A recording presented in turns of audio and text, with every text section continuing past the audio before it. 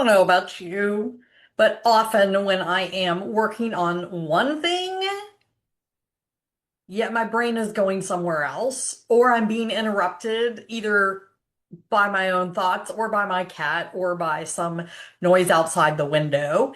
And it could also be a text message or, any number of things that come into my brain. You may have this exact same thing happen. If not, you can go ahead and turn this video off now. But it can also happen, gosh, when you're making an appointment with a new medical professional or when you're reviewing some health insurance documents. I mean, again, it does not matter what you're doing.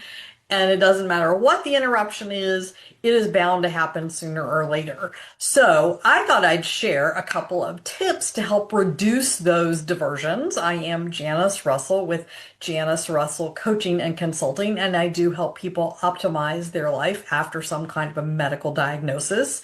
So let's talk about three different techniques.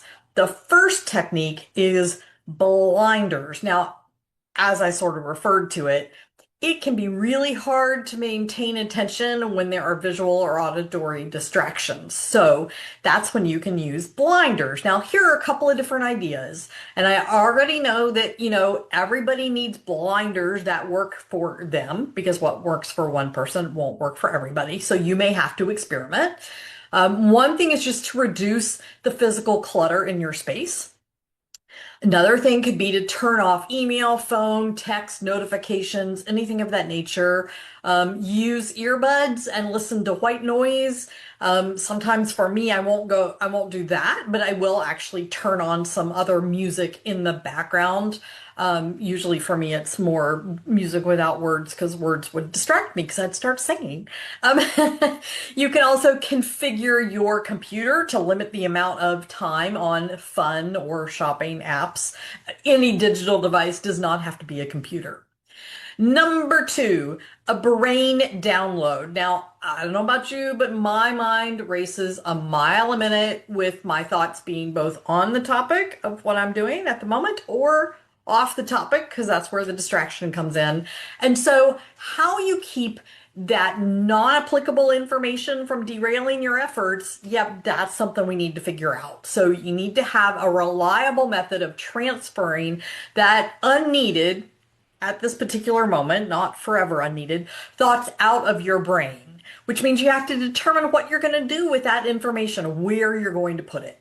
And again, there are a bazillion different techniques you can use to do that. So you have to find what works for you.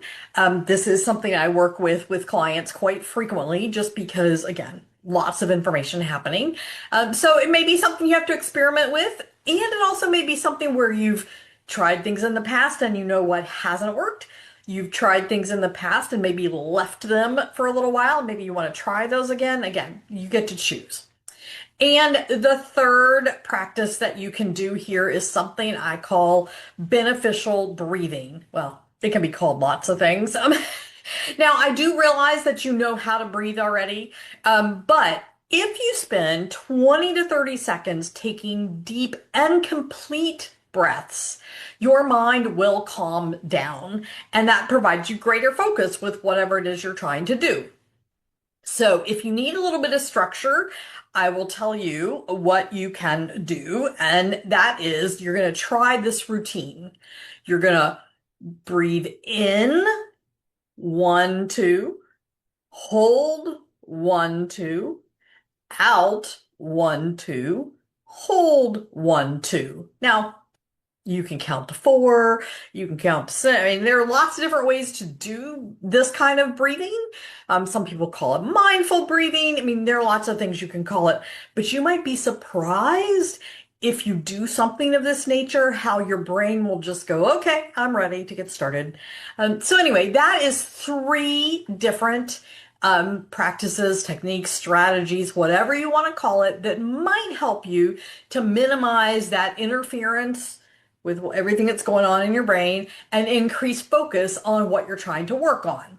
Now, if you have other ideas, I would love for you to share it in the comments because I do not know everything, despite the fact that sometimes I sort of seem like I might or pretend like I might. I don't.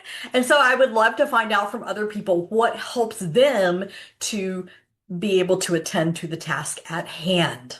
So please comment below so that we can share and have a greater base of knowledge, as it were, to know how we can work and keep our attention on the tasks that we're trying to get done.